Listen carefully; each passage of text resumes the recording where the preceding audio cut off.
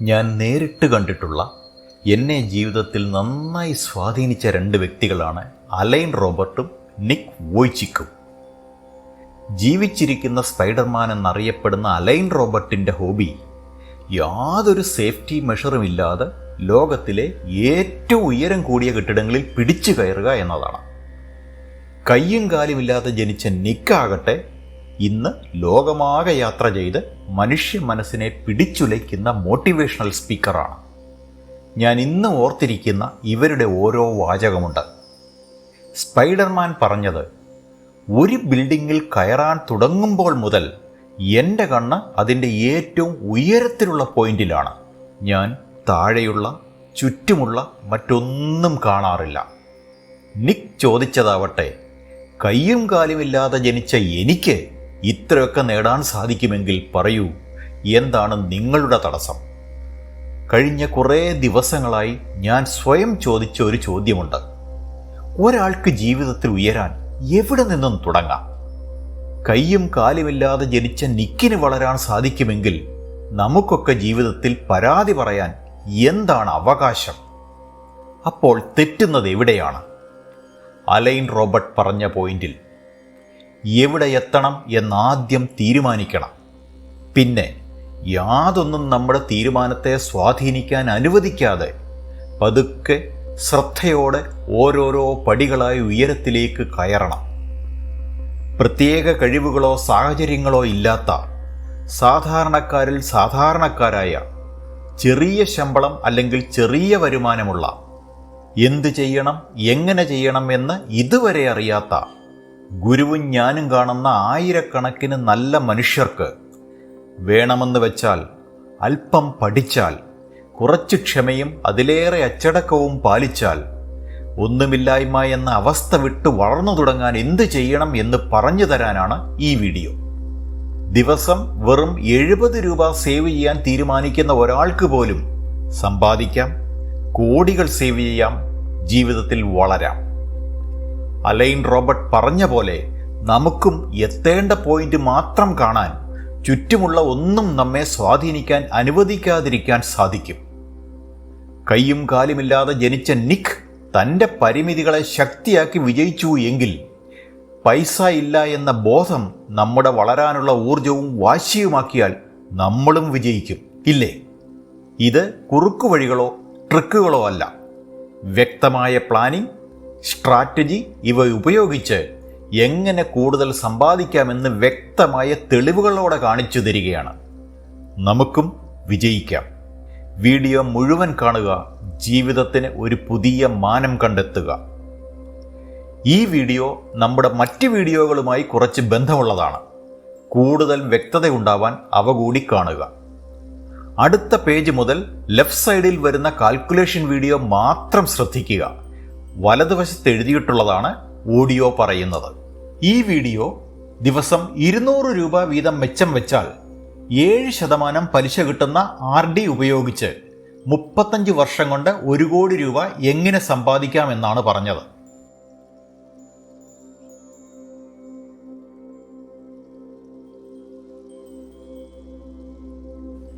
ഈ വീഡിയോ കാണിച്ചത് 30 ദിവസം 200 രൂപ വെച്ച് സേവ് ചെയ്യുന്ന 6000 രൂപയുടെ 65% ഭാവിയിലെ സാധാരണ ആവശ്യങ്ങൾക്കുള്ള സേവിംഗ് ആയും 35% അസറ്റ് ബിൽഡിങ്ങിന് വേണ്ടി ഉപയോഗിക്കണം എന്നായിരുന്നു. 6000 രൂപയുടെ 35% എന്നത് 2100 രൂപ. അതായത് ദിവസം കേവലം 70 രൂപ അസറ്റ് ബിൽഡിങ്ങിന് വകയിരുത്തുന്നു. ഇന്ന് നമ്മൾ ഡിസ്കസ് ചെയ്യുന്നത് ഈ 70 രൂപ ഉപയോഗിച്ച് ലോങ് ടേം അസറ്റ്സ് എങ്ങനെ ബിൽഡ് ചെയ്യാം എന്നാണ്. ആദ്യം ഈ 2100 രൂപയുടെ പരിമിതികൾ അറിയാം. 35 വർഷം, അതായത് 420 മാസം 7% പലിശ കിട്ടിയാൽ നമുക്ക് കിട്ടുക 38 ലക്ഷം രൂപ മാത്രം. 6% ഇൻഫ്ലേഷൻ റേറ്റ് വെച്ച് നോക്കിയാൽ അന്നത്തെ 38 ലക്ഷത്തിന് ഇന്നത്തെ 10 ലക്ഷത്തിൻ്റെ വിലയേ കാണൂ. അതായത് നമ്മൾ ഹൈ സേഫ്റ്റി ഓപ്റ്റ് ചെയ്താൽ ലോ റിട്ടേൺ ആണ് ഫലം. നമുക്കത് പോരല്ലോ. അപ്പോൾ സേവിംഗ് കൂട്ടാനും വർഷങ്ങൾ കുറയ്ക്കാനും എന്താണ് വഴി? നമുക്ക് മിനിമം റിസ്കിൽ ഹയർ റിട്ടേൺസ് ഉണ്ടാവണം. അതിന് ഗോൾഡ് ബെറ്റർ ആണോ? അല്ല, ഷെയർ മാർക്കറ്റിൽ ഏറ്റവും സേഫായ നിഫ്റ്റി 50 പോലും കഴിഞ്ഞ 10 വർഷത്തിൽ സ്വർണത്തെക്കാൾ ഡബിൾ റിട്ടേൺസ് തന്നു എന്നാണ് ഇവിടെ പറയുന്നത്. അതായത് ഗോൾഡ് 7.5% വളർച്ച കാണിച്ചപ്പോൾ നിഫ്റ്റി 50 13% വളർച്ച നേടി. അപ്പോൾ നമുക്ക് പതുക്കെ ഒരു സ്വിച്ചിങ് നടത്താം. 7% പലിശയിൽ നിന്നും 12% കിട്ടുന്ന മ്യൂച്വൽ ഫണ്ടിലേക്ക്. മ്യൂച്വൽ ഫണ്ട് ഇൻവെസ്റ്റ്മെന്റ് തുടങ്ങാൻ നമുക്കൊരു ബാങ്ക് അക്കൗണ്ട്, പാൻ കാർഡ് എന്നിവ വേണം. വളരെ എളുപ്പമാണ് പാൻ കാർഡ് എടുക്കാൻ. നമ്മുടെ അടുത്തുള്ള അക്ഷയ വഴി ചെയ്യാം. ഒരാഴ്ച കൊണ്ട് കിട്ടും. ചെറിയ പൈസ മതി. ഇനി മാസം തോറും ഈ 2100 രൂപ SIP അല്ലെങ്കിൽ സിസ്റ്റമാറ്റിക് ഇൻവെസ്റ്റ്മെന്റ് പ്ലാൻ എന്ന മെത്തേഡ് ഉപയോഗിച്ച് 390 മാസം, അതായത് 32.5 വർഷം നല്ല 1-2 മ്യൂച്വൽ ഫണ്ടിൽ നിക്ഷേപിച്ചാൽ അത് 1 കോടിയാവും. ഇങ്ങനെ. So it's possible. 70 രൂപ വെച്ചും 1 കോടി ഉണ്ടാക്കാം, ഇല്ലേ? ഒന്നുമായില്ല. ഇനി കിടക്കുന്നതേ ഉള്ളൂ കാണാൻ. കണ്ടുകൊണ്ടിരിക്കുക, നന്നായി മനസ്സിലാക്കുക. കഴിയുന്നത്ര ഡയറക്റ്റായി വാങ്ങുക. ചെറിയ ലാഭമുണ്ട്. അതിന് 2 ഉദാഹരണം കൊടുത്തിട്ടുണ്ട്. SBI അല്ലെങ്കിൽ UTI വാങ്ങാൻ അവരുടെ വെബ്സൈറ്റിൽ പോയി ഡയറക്റ്റായി വാങ്ങാം. ബ്രോക്കർ ചാർജ് ലാഭിക്കാം. മറ്റുള്ളതും ഇതേപോലെ കണ്ടുപിടിക്കാം. ഇനി ഇതേ 2100 26 വർഷം കൊണ്ട് 1 കോടിയാക്കാൻ എന്ത് ചെയ്യാമെന്ന് നോക്കാം. മിക്കവാറും എല്ലാവരുടെയും വരുമാനം, അത് ഡെയിലി വേജസ് ആവട്ടെ മന്ത്ലി സാലറി ആവട്ടെ, എല്ലാ വർഷവും കൂടാൻ സാധ്യതയുണ്ട്, ഇല്ലേ? അപ്പോൾ നമ്മൾ ഡെയിലി 7 രൂപ കൂട്ടുന്നു. 70 77 ആക്കുന്നു.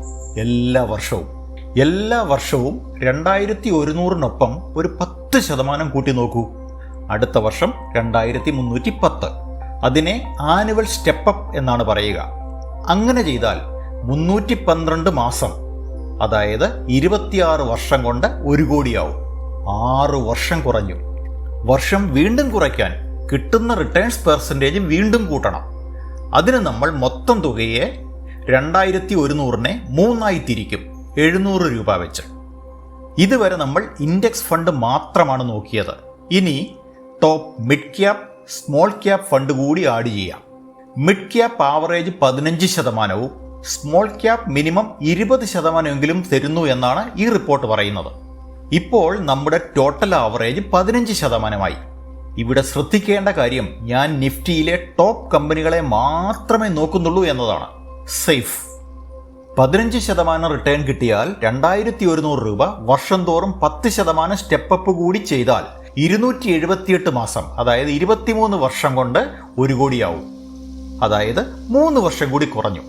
എങ്ങനെയുണ്ട്? കൊള്ളാമല്ലേ? വീഡിയോ ഇഷ്ടപ്പെടുന്നു എങ്കിൽ ഗുരുവും ഞാനും താഴെ റൈറ്റ് സൈഡിൽ കാണുന്ന റെഡ് ബട്ടൺ ഇപ്പോൾ തന്നെ ക്ലിക്ക് ചെയ്ത് സബ്സ്ക്രൈബ് ചെയ്യുക. ഇനി 15 വർഷം കൊണ്ട് 1 കോടി വേണോ? 3 വഴികൾ കാണിച്ചു തരാം. അല്പം കൂടി റിസ്ക് എടുക്കണം. അല്പം കൂടി സാമ്പത്തിക അച്ചടക്കത്തോടെ നമുക്ക് ചെയ്തു നോക്കാം. ഒന്നാമത്തെ വഴി, ദിവസം 200 രൂപ വെച്ച് മാസം 6000 രൂപ 20% റിട്ടേൺ കിട്ടുന്ന മ്യൂച്വൽ ഫണ്ട് കണ്ടുപിടിച്ച് നിക്ഷേപിക്കുക. ഈസിയായി ചെയ്യാം. ഓൺലൈനിൽ സെർച്ച് ചെയ്താൽ മതി. അതോടൊപ്പം എല്ലാ വർഷവും 10% എന്നുള്ളത് 11% വീതം കൂട്ടിക്കൊണ്ടിരിക്കുക. ഇപ്പോൾ 1 കോടിയായല്ലോ. രണ്ടാമത്തെ വഴി, സ്വയം ഷെയർ ട്രേഡിംഗ് ചെയ്യുക. ഒരു ബുദ്ധിമുട്ടുള്ള പരിപാടിയല്ല എന്നതാണ് സത്യം. ഞാൻ നന്നായി പറഞ്ഞു തരാം. സെറോദ പോലെയുള്ള നല്ലൊരു DP വഴി ഒരു ഡിമാറ്റ് അക്കൗണ്ട് തുടങ്ങുക. വേണ്ടത് pan card, address proof, bank account, ഒരു നല്ല മൊബൈൽ അല്ലെങ്കിൽ കമ്പ്യൂട്ടർ. ഇത് ഇന്ത്യയിലെ ടോപ്പ് 7 DP, അതായത് ഡെപ്പോസിറ്ററി പാർട്ടിസിപ്പൻറ്റ് അല്ലെങ്കിൽ രജിസ്റ്റേർഡ് ബ്രോക്കേഴ്സ് ആണ്. ഇവരൊക്കെ ഒരു ചെറിയ തുക കമ്മീഷൻ എടുക്കും. വളരെ നെഗ്ലിജിബിളായ തുക. ആദ്യത്തെ 3 പേരാണ് ചാർജ് കുറവ്. നന്നായി പഠിച്ചു ചെയ്താൽ മതി. ഇനി 2-3 സംശയം തീർത്തു തരാം. ആദ്യമേ പറയട്ടെ, എല്ലാ ഷെയർ മാർക്കറ്റ് ഇടപാടുകൾക്കും റിസ്ക് ഉണ്ട്. കാരണം മാർക്കറ്റ് പെർഫോമൻസ് പല ഫാക്ടേഴ്സിനെ ആശ്രയിച്ചാണ്. യുദ്ധം, ഭൂമികുലുക്കം, ബാങ്ക് തകർച്ച, രാഷ്ട്രീയ പ്രശ്നങ്ങൾ, അങ്ങനെ പലതും മാർക്കറ്റിനെ സ്വാധീനിക്കും. ഒന്നാമത്തെ സംശയം, എൻ്റെ പൈസ സേഫ് ആണോ? 100%. ഭാരതത്തിലെ സ്റ്റോക്ക് മാർക്കറ്റ് പൂർണ്ണമായും സെബിയുടെ, securities and exchange board of ഇന്ത്യയുടെ കീഴിലാണ്. നമുക്ക് 2 സ്റ്റോക്ക് എക്സ്ചേഞ്ച് ഉണ്ട്, the Bombay stock exchange and national stock exchange. നമ്മൾ ബ്രോക്കർ വഴിയാണ് വാങ്ങുന്നതെങ്കിലും അവരുമായല്ല നമ്മൾ ഇടപാട് നടത്തുന്നത്, അവർ വഴി വാങ്ങുന്നു എന്നേ ഉള്ളൂ. കാരണം നമുക്ക് നേരിട്ട് എക്സ്ചേഞ്ചിൽ നിന്നും ഷെയർ വാങ്ങാൻ സാധിക്കില്ല. നമ്മുടെ പൈസ FD ഇടുമ്പോൾ ബാങ്ക് സൂക്ഷിക്കുന്നത് പോലെ നമ്മുടെ ഷെയർ സൂക്ഷിക്കാൻ 2 സ്റ്റോക്ക് ഡിപ്പോസിറ്ററി ഉണ്ട്. National securities depository limited, central depository services limited. ഒരു ഡിമാറ്റ് അക്കൗണ്ട് തുടങ്ങുക എന്നാൽ നമ്മൾ ഈ പറഞ്ഞ ഒന്നിലാണ് അക്കൗണ്ട് തുടങ്ങുന്നത്. സിറോദ പോലെയുള്ള ബ്രോക്കർ വഴി മാത്രമേ അതും ചെയ്യാൻ പറ്റൂ. നമ്മൾ സ്റ്റോക്ക് വിൽക്കും വരെ ഈ ഡിപ്പോസിറ്ററിയാണ് നമ്മുടെ ഷെയർ സൂക്ഷിക്കുക, സേഫായി. രണ്ടാമത്തെ സംശയം, എൻ്റെ മ്യൂച്വൽ ഫണ്ട് നിക്ഷേപം സേഫ് ആണോ? എൻ്റെ മ്യൂച്വൽ ഫണ്ട് പ്രൊവൈഡർ നാളെ മുങ്ങിയാൽ എൻ്റെ പൈസ പോകുമോ? എല്ലാ മ്യൂച്വൽ ഫണ്ട് പ്രൊവൈഡേഴ്സിനും മുകളിൽ ഒരു ട്രസ്റ്റി ഉണ്ടാവും. ഈ ട്രസ്റ്റികൾ മ്യൂച്വൽ ഫണ്ട് പ്രൊവൈഡേഴ്സ് ഷെയർ ഹോൾഡേഴ്സിൻ്റെ ഇൻട്രസ്റ്റ് പ്രൊട്ടക്റ്റ് ചെയ്യുന്നു എന്ന് ഉറപ്പുവരുത്തുന്നു. മൂന്നാമത്തെ സംശയം, നിഫ്റ്റി 50 കമ്പനികൾ എത്ര സേഫാണ്? ഭാരതത്തിലെ ഏറ്റവും നല്ല കമ്പനികളെ ഈ ഗ്രൂപ്പിൽ വരൂ. പെർഫോമൻസ് മോശമായാൽ ഇവർ പുറത്തു പോകും. ഈ ലിസ്റ്റിലുള്ള കമ്പനികൾ ലിസ്റ്റിന് പുറത്തു പോവാതിരിക്കാൻ എപ്പോഴും കെയർഫുൾ ആയിരിക്കും. ഇതുതന്നെയാണ് top mid cap small cap കമ്പനികളുടെയും ഉറപ്പ്. നല്ല കമ്പനി നോക്കി ഷെയർ വാങ്ങുക. സഹായിക്കാൻ അറിവുള്ളവർ ധാരാളം ഉണ്ടല്ലോ ഇപ്പോൾ. 3 നല്ല ഹൈ ക്യാപ്, 3 നല്ല മിഡ് ക്യാപ്, 3 നല്ല സ്മോൾ ക്യാപ് ഷെയർ കണ്ടുപിടിച്ച് വാങ്ങി അക്കൗണ്ടിലിടുക. പൈസ കിട്ടുമ്പോഴൊക്കെ ഇതേ സ്റ്റോക്ക് കൂടുതൽ വാങ്ങുക. സിറോദ പോലെയുള്ള DP വഴി വാങ്ങുകയും വിൽക്കുകയും ചെയ്യാമെന്ന് പറഞ്ഞല്ലോ. ഒത്തിരി സ്റ്റോക്ക് വാങ്ങാൻ നോക്കരുത്. പൈസ കുറവായതിനാൽ ഓരോ മാസവും 1-2 സ്റ്റോക്ക് വാങ്ങിയാൽ മതി. ഷെയർ മാർക്കറ്റ് SIP പോലെയല്ല, പൈസ കയ്യിലുള്ള ദിവസം വാങ്ങിയാൽ മതി. വില കുറയുമ്പോൾ വാങ്ങുക. എല്ലാ വർഷവും 2-3 തവണ വില കുറയും. പഠിച്ചു മുന്നോട്ട് പോകുക. ഇനി ഇതൊന്നും നോക്കി നടത്താൻ എനിക്ക് സമയമില്ല എങ്കിൽ നല്ല ഒരു ഓപ്ഷനുണ്ട്. അതാണ് GTT, ഗുഡ് ടിൽ ട്രിഗേഡ്. നമ്മൾ വാങ്ങാനുള്ള ഒരു വില നിശ്ചയിച്ച് GTT സെറ്റ് ചെയ്താൽ നമ്മൾ ബിസി ആണെങ്കിലും വില അവിടെ എത്തുമ്പോൾ ഓട്ടോമാറ്റിക്കായി വാങ്ങും, വിൽക്കുകയും ചെയ്യാം. ഇതിന് 1 വർഷം കാലാവധിയുണ്ട്. ഇനി മൂന്നാമത്തെ വഴി, കുറച്ച് ജോഗ്രഫിക്കൽ ഡൈവേഴ്സിഫിക്കേഷൻ നടത്തുക. നല്ല 3-4 US സ്റ്റോക്കിൽ കൂടി കിട്ടുന്ന പൈസ നിക്ഷേപിക്കുക. ഇന്ത്യൻ മാർക്കറ്റിനേക്കാൾ സ്റ്റേബിളാണ് US മാർക്കറ്റ്. ഇവിടെ ഒരു ഗുണവുമുണ്ട്. ഇന്ത്യയിൽ നമുക്കൊരു സ്റ്റോക്ക് വാങ്ങണമെങ്കിൽ ഒരു ഫുൾ സ്റ്റോക്ക് വാങ്ങണം. എന്നാൽ US-ൽ ഒരു ഫുൾ ഷെയർ വാങ്ങാൻ പൈസയില്ലെങ്കിൽ ഫ്രാക്ഷണൽ ഷെയർ വാങ്ങാം. ഇത് ഈ വീഡിയോ കവർ ചെയ്തിട്ടുണ്ട്. വാങ്ങാനും വിൽക്കാനും ഇവർ സഹായിക്കും. ഓർക്കുക, ഗ്രീഡ് പാടില്ല, പേഷ്യൻസ് വേണം, കഴിയുന്നത്ര പഠിക്കണം, അനാവശ്യ ചെലവുകൾ ഒഴിവാക്കി മാക്സിമം സേവ് ചെയ്യണം, സംശയങ്ങൾ ചോദിക്കണം. പതുക്കെ കൂടുതൽ മനസ്സിലാവും. അങ്ങനെ നമുക്കും കൂടുതൽ സമ്പാദിക്കാം, വിജയിക്കാം. ഇനി ഇൻഫ്ലേഷനെ എങ്ങനെ മറികടക്കാം? എല്ലാ വർഷവും വരുമാനം കൂടുന്നതനുസരിച്ച് 10% കൂടുതൽ നിക്ഷേപിക്കുക. 6% ഇപ്പോൾ ഇൻഫ്ലേഷൻ. കൂടുതൽ ഏൺ ചെയ്യുക, കൂടുതൽ സേവ് ചെയ്യുക, നന്നായി പ്ലാൻ ചെയ്ത് മുന്നോട്ട് പോകുക. അലൈൻ റോബർട്ട് പറഞ്ഞ പോലെ ഉയരങ്ങളിൽ കണ്ണുവയ്ക്കുക. കയ്യും കാലുമില്ലാതെ ജനിച്ച നിക്കിന് ഇത്രയൊക്കെ ചെയ്യാൻ സാധിക്കുമെങ്കിൽ എനിക്കും എന്തെല്ലാം ചെയ്യാൻ സാധിക്കുമെന്ന് മാത്രം ചിന്തിക്കുക. ഒന്നും നമ്മുടെ വഴിയിൽ തടസ്സമാവരുത്.